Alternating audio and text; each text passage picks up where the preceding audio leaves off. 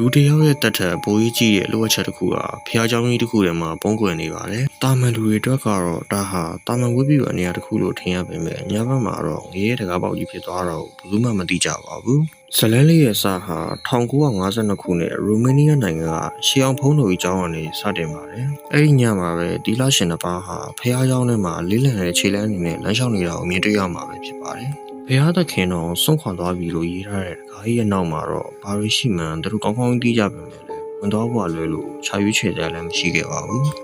ခဏကြာမှာတော့တီလာရှင်တစ်ပါးဟာမမြင်ရတဲ့မကောင်းဆိုးဝါးတစ်ကောင်ရဲ့တိုက်ခိုက်ခြင်းကိုခံလိုက်ရပြီးတွေးပြက်စရာကောင်းတော့အောင်တိတ်ဆုံးသွားခဲ့ပါတယ်ကျန်ခဲ့တဲ့တီလာရှင်တစ်ပါးကတော့ဒီမကောင်းဆိုးဝါးကြီးလူကဘာတွေကိုထွက်ပြေးလို့မသွားစေဖို့အတွက်သူမရဲ့ခန္ဓာကိုယ်ကိုမကောင်းဆိုးဝါးကပုတ်ကခွင့်မရအောင်မိမိကိုယ်ကိုကြိုးဆွဲချပြီးအဆုံးစီရင်သွားခဲ့ပါတယ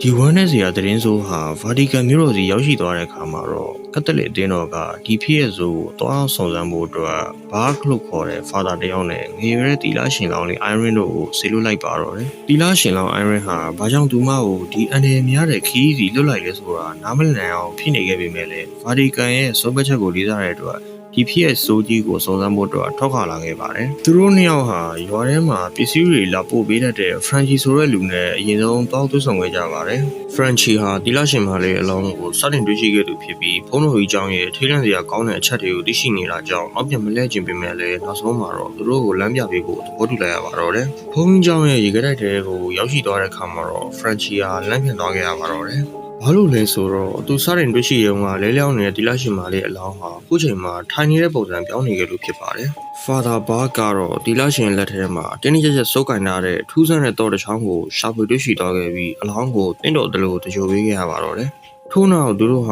ာဘုန်းကြီးကျောင်းရဲ့တာဝန်ရှိသူနဲ့တွေ့ဆုံမှုစူးစမ်းခဲ့ပေမဲ့ညဘက်ဝိပုချိန်ရောက်တော့မီဖြစ်၍စကားပြောခွင့်မရပဲညအိတ်တဲကိုဆောင်မှာပဲတက်ခွေရပါတယ်။ Frenchie ဟာတဲကိုဆောင်ကနေသူ့ရွာကိုပြန်တဲ့လမ်းမှာထိတ်လန့်စရာကောင်းတဲ့မြင်ကွင်းတစ်ခုကိုတွေ့ရှိလိုက်ရပါတော့တယ်။အမြင်ကွင်းကတော့တီလာရှင်တစ်ပါးဟာကျိုးကွင်းတစ်ခုကိုဆွဲပြီးတတော်အုပ်နဲ့ရှောက်သွားနေတာပဲဖြစ်ပါတယ်။ Frenchie ကစူးစမ်းနေစိမ့်နဲ့နောက်ကနေလိုက်သွားခဲ့ပေမဲ့မကောင်းဆိုးဝါးတီလာရှင်ရဲ့ရုတ်တရက်တိုက်ခိုက်ခြင်းကိုခံလိုက်ရပါတယ်။ကံကောင်းစွာနဲ့ပဲ Frenchie ဟာတပ်ပြေးကနေမနှဲလို့အောင်ထွက်ပြေးနိုင်ခဲ့ပါတယ်။တခြားတစ်ဖက်မှာတော့ Father Bark နဲ့ Iron တို့ဟာသူတို့ရဲ့အတိတ်ကထူးဆန်းတဲ့အကြောင်းအရာတွေကိုတီးလို့ပြောဆိုနေကြပါတယ်။ Iron ကသူမငယ်စဉ်ကတည်းကမြင်တွေ့ခဲ့ရတဲ့နမင်းအာယုန်အကြောင်းကိုပြောပြနေခဲ့ပြီး Father Bark ဟာတိတ်ကနှစိုးနေတော့စဉ်တုန်းကကလေးတစ်ယောက်အသက်တည်ဆုံးသွားခဲ့ရတာကြောင့်အကြီးအကျယ်စိတ်ဓာတ်ရနေခဲ့တာပဲဖြစ်ပါတယ်။ညနေလာတဲ့ခါမှာတော့တဲခိုးဆောင်တွေကရေဒီယိုဟာသူ့လိုပွင့်လာခဲ့ပါတယ်။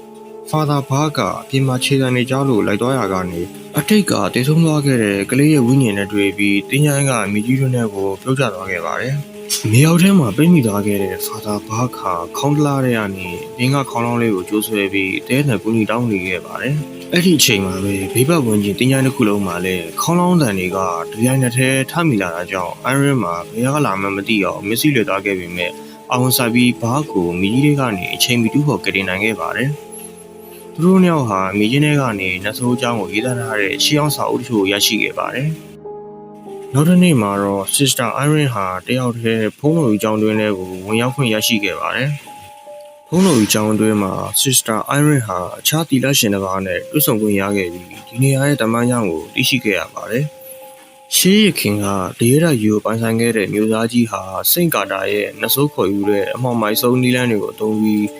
ရဲရကောက်ကိုဖွင့်လှစ်ခဲ့တာပါ။ဒါပေမဲ့ခရစ်ယာန်အသင်းတော်ကရဲရကိုစီးနှင်းပြီးခရစ်တော်ရဲ့သွေးတော်ပါဝင်တဲ့ရှေးအောင်ပစ္စည်းနဲ့ရဲရကိုချိတ်ပိတ်ခဲ့တာပဲဖြစ်ပါတယ်။ဒါပေမဲ့လည်းစစ်ပွဲတွေကြောင့်ဘုံနဲ့နေထိမှန်တဲ့ချိန်မှာတော့ထုတ်ချိတ်ပိတ်ထားတဲ့ငရဲတကားကြီးဟာပြန်လည်ပွင့်ရသွားခဲ့တာပဲဖြစ်ပါတယ်။ဒါကြောင့်ဒီလရှင်တွေဟာနဆိုးကြီးပြင်ထွက်မသွားနိုင်အောင်မိမဝေးကနေမနာတန်ဝိပုဆူတောင်းပေးနေကြတာပဲဖြစ်ပါတယ်။အပြင်ဘက်မှာကြံခဲ့တဲ့ Father Bark ကတော့စာအုပ်တွေကိုဖတ်ရှုရင်းနဲ့ဒီနေရာမှာတောင်းကျမ်းနေခဲ့တဲ့နဆိုးရဲ့နာမည်ဟာဗဲလက်ဖြစ်တယ်ဆိုတာကိုသိရှိသွားခဲ့ပါတယ်။ Bark ဟာဖုံးကျောင်းနဲ့ဝင်ဖို့ကြိုးစားနေစဉ်မှာပဲတာဝန်ခံတီလာရှင်ရဲ့ခန္ဓာကိုယ်ဟာနဆိုးပုကကျင်ခံရတာကိုတွေ့လိုက်ရပြီးအန်ရကင်းအောင်မနဲ့ရုံထွက်ခဲ့ရပါတယ်။တစ်ချိန်တည်းမှာပဲဖုံးကျောင်းထဲမှာတီးတန့်ကျန်နေခဲ့တဲ့တီလာရှင်လောင်းလေး Iron ဟာလည်းထိတ်လန့်စရာအိမ်မဆိုးတွေမနားတမ်းမှတ်နေခဲ့ပါတယ်။သူမနိုးလာတဲ့ခါမှာတော့လွန်ခဲ့တဲ့ရက်ပိုင်းကမှကိုယ့်ကိုဇယုချတည်ဆုံးသွားခဲ့တဲ့တီလာရှင်ဝိညာဉ်ဟာသူမရှိမှပေါ်လာပြီးဗရင်းပေါက်ကနေခုံချသွားတာကိုမြင်တွေ့လိုက်ရပါတယ်။ခြောက်ခြားဖို့ကောင်းတဲ့ဝိညာဉ်ရဲ့ခေါ်ဆောင်မှုနောက်ကို Sister Iron တယောက်အကြောက်တရားတွေကြားကနေတက်တိမွေပြီးလိုက်ပါသွားခဲ့ရပါတယ်။ သူမဟာဖျားသခင်တော်ဆုံးခွာသွားပြီဆိုတဲ့တကားကြီးစီရောက်ပြီးတဲ့နောက်မှာတော့နဆိုဗဲလက်ဟာတီလာရှင်ပုံစံနဲ့သူမစီကိုချင်းချောက်ဆင်ခေါ်ရင်အမောင်လူတွေကနေဖြည်းဖြည်းချင်းတွတ်ခတ်လာခဲ့ပါတယ်။အိုင်ရင်ဟာတဲတန်ထွက်ပြေးခဲ့ရပြီးခြားတီလာရှင်တစ်ပါးရဲ့ကူညီမှုကြောင့်ဝိပုဆူတောင်းမှုပြုလုပ်ရနေရစီကိုလွတ်မြောက်သွားခဲ့ပါတယ်။တစ်ချိန်တည်းမှာပဲပြင်ပမှာရှိနေတဲ့ Father Bark ခါလည်းနဆိုရဲ့ထပ်မံတိုက်ခိုက်ခြင်းကိုခံနေရပါတယ်။ကံကောင်းစွာနဲ့ပဲတနက်တလက်နဲ့ Frankie ပြန်ရောက်လာခဲ့ပြီး Father Bark ကိုဘေးကင်းအောင်ကယ်ထုတ်နိုင်ခဲ့ပါတယ်။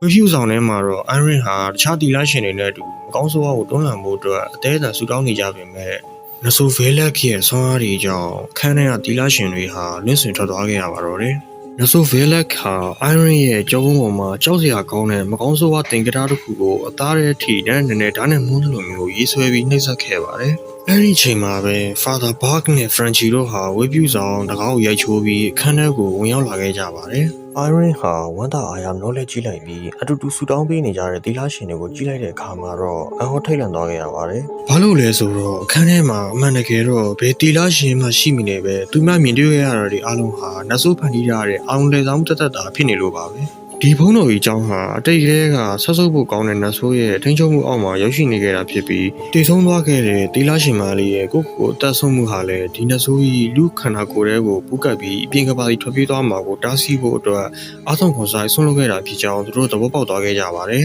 ။အဖြစ်မှန်ကိုသိရှိသွားကြပြီးတဲ့နောက်မှာတော့ Father Bark, Iron နဲ့ Frankie တို့၃ယောက်ဟာဒီမကောင်းဆိုးဝါးကြီးကိုလူလောကထဲထွက်မသွားနိုင်အောင်တားဆီးဖို့နဲ့ငရဲတကားကိုအပြီးပိုင်ပြန်ပိတ်ဖို့ဆုံးဖြတ်လိုက်ကြပါတယ်။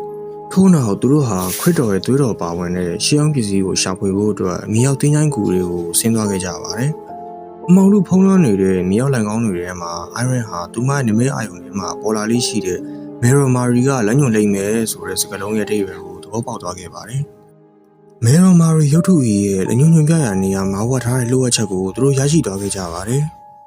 Iron ဟာ Bark ပေးထားတဲ့တော့ကိုအသုံးပြုပြီးတကားကိုဖွင့်လှစ်ကခရစ်တော်ရဲ့သွေးတော်ထည့်ထားတဲ့ရှေးအောင်ပလင်းလေးကိုရှာဖွေတွေ့ရှိသွားခဲ့ပါတော့တယ်။ဒါပေမဲ့သွေးတော်ကိုရရှိလိုက်တာနဲ့တပြိုင်နက်နဆိုဗဲလက်ခါသူတို့ကိုအပြင်းပြင်းနဲ့ထပ်မတိုက်ခိုက်လာခဲ့ပြီး၃ယောက်လုံးကိုအောက်ခြေမြေအောင်လိုက်ကောင်းတွေထဲမှာတယောက်တစ်ခွဲတစ်ပြားစီဖြစ်အောင်ခွဲထုတ်လိုက်ပါတယ်။အခွင့်ကောင်းရသွားတဲ့နဆိုးကြီးဟာ Iron ရဲ့ခန္ဓာကိုယ်ထဲကိုချက်ချင်းဝင်ရောက်ပူးကပ်လိုက်ပြီးသူမကိုအသုံးချက Frankie ကိုတတ်ဖို့ကြိုးစားပါတော့တယ်။ Frankie ဟာ Iron ရဲ့လက်ထဲမှာအသက်ပြောက်တော့မလို့အခြေအနေနဲ့ရင်ဆိုင်ရပေမဲ့တတိလက်လို့မဖြစ်ပဲဘုရားသခင်ရဲ့သွေးတော်အချို့ကို Iron ရဲ့မျက်နှာပေါ်စီပတ်ဖြန်းနိုင်ခဲ့ပါတယ်။ Saint ခရစ်တော်ရဲ့သွေးတော်နဲ့ထိထိလိုက်ရတဲ့ခါမှာတော့နဆိုဗဲလက်ဟာ Iron ရဲ့ခန္ဓာကိုယ်တွင်းမှာရုတ်တရက်ရုန်းကန်လေရဲ့ပြန်လည်ထွက်ခွာသွားခဲ့ရပါတော့တယ်။ဒါပေမဲ့လည်းနဆိုးရဲ့အချိန်ပြင်းလာတဲ့ရိုက်ခတ်မှုတွေကြောင့် Frankie လည်းတတိလိမီမျိုးသွားခဲ့ရသလို Iron လည်းခန္ဓာဘက်ကိုလွတ်တော့သွားခဲ့ပါတယ်။ကြားတစ်ပတ်မှာတော့ Father Bark ဟာတိတ်ကတည်ဆုံးသွားခဲ့တဲ့ကလေးရဲ့နဆိုးဝိညာဉ်တိုက်ခိုက်တာကိုတဲတန်ရင်ဆိုင်နေရပါတယ်။ဒီနဆိုးဟာ Bark ရဲ့မျိုးလုံးတစ်ဖက်ကိုဝေဒကောင်နဲ့ကာကန်းခဲ့တာကြောင့် Bark မှာပြင်းထန်စွာဒဏ်ရာရရှိသွားခဲ့ရပါတော့တယ်။အဲ့ဒီချိန်မှာပဲ Iron ဟာရေတွေပြည့်နေတဲ့မြောက်ရေကန်ကြီးတွင်းသို့ပြုတ်ကျသွားခဲ့ရပါတယ်။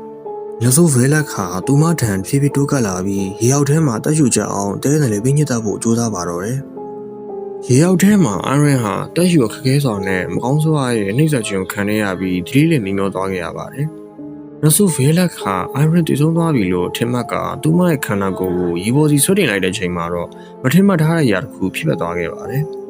Iron ဟာပါးစပ်ထဲမှာငုံထားတဲ့ခရစ်တော်ရဲ့သွေးတော်ကိုနဆိုးရဲ့မျက်နှာပေါ်စီကိုအပြည့်အဝထွေးထုတ်လိုက်ပါတော့တယ်။ခရစ်တော်ရဲ့သွေးတော်နဲ့ထိထိလိုက်ရတဲ့နဆိုဗဲလက်ခါအဟိတ်ကြီးတွားရင်အင်အားတွေဆုပ်ယုပ်သွားခဲ့ပြီးငရဲတကားပေါက်ကြီးပြီးတိုင်ပိတ်သွားကအောက်ခြေနှပိုင်းစီသို့ပြန်လည်နှိမ့်မြုပ်ပြောက်ွယ်သွားခဲ့ပါတော့တယ်။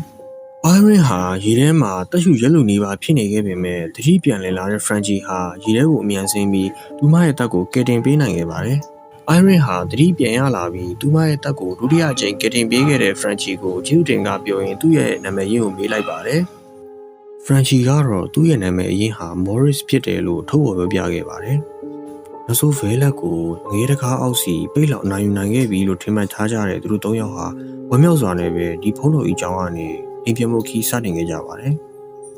ဒါပေမဲ့သူတို့မသိလိုက်တဲ့ထိတ်လန့်စရာအမှန်တရားတစ်ခုကတော့ Morris ရဲ့အလဲပင်းနောက်မှာဇောက်ထိုးပြစ်နေတဲ့ထူးဆန်းတဲ့တင်ကြတာတစ်ခုရုတ်တရက်ပေါ်ထွက်လာခဲ့တာပဲဖြစ်ပါတယ်။ မကောင်းဆိုးဝါးဗေးလက်ဟာအမှန်တော့ပျောက်ကွယ်သွားခဲ့တာမဟုတ်ပဲမော်ရစ်ရဲ့ခန္ဓာကိုယ်ထဲကိုတိတိစိတ်ပူးကပ်ပြီးလူကဘာတွေကိုထွက်ပြေးလွတ်မြောက်သွားခဲ့တာပဲဖြစ်ပါတယ်။ဒီဖြစ်ရဆိုပြီးဖြစ်ပွားပြီးနှစ်ပေါင်း20အကြာမှာတော့ Massachusetts ပြည်နယ်မှာပြုလုပ်တဲ့တဘာဝလွန်ဖြစ်ရများဆိုင်ရာဆွေးနွေးပွဲတစ်ခုစီကိုဇလန်းကပို့ဆောင်ပေးလိုက်ပါတယ်။အဲ့ဒီပွဲမှာတော့နာမည်ကျော်တဘာဝလွန်စုံစမ်းစစ်ဆေးသူဇီနီမောင်နှံတို့ဖြစ်ကြတဲ့ Ack နဲ့ Lauren တို့ဟာ Morris ဆိုတဲ့မျိုးသားတစ်ယောက်နဲ့သူတို့စတင်တွေ့ဆုံခဲ့မှုတဲ့ထိတ်လန့်ဖွယ်ရာတွေ့ကြုံကိုပြည်သက်တွေကိုရှင်းပြနေရပဲဖြစ်ပါတယ်။ Morris ဟာလွန်ခဲ့တဲ့နှစ်ပေါင်းများစွာတည်းကနဆိုဗေးလက်ရဲ့ဘူးကချင်းကိုခံထားရသူဖြစ်ပြီး Act တို့ဇနီးမောင်နှံနဲ့ဗေးလက်တို့ရဲ့ပထမဆုံးတွေ့ဆုံမှုလည်းဖြစ်ခဲ့ပါတယ်။ဒီဆွေးနွေးပွဲရုပ်သံမှတ်တမ်းဟာကွန်ဂျူရင်ရုပ်ရှင်ပထမကာမှာပါဝင်ခဲ့မှုတဲ့ကွက်လက်ကိုပြန်လည်ဖြည့်ဆည်းပေးခဲ့ပြီးနဆိုဗေးလက်ရဲ့တမိုင်းကြောင်းနဲ့၆ချားပွဲရာဇလန်းစိုးကြီးဟာဘလို့စတင်ခဲ့တယ်ဆိုတာကိုအသေးစိတ်ဖော်ပြရင်းဇလန်းလေးဟာပြီးဆုံးသွားခဲ့ပါတော့တယ်။ဒီဇလန်းတစ်လျှောက်မှာ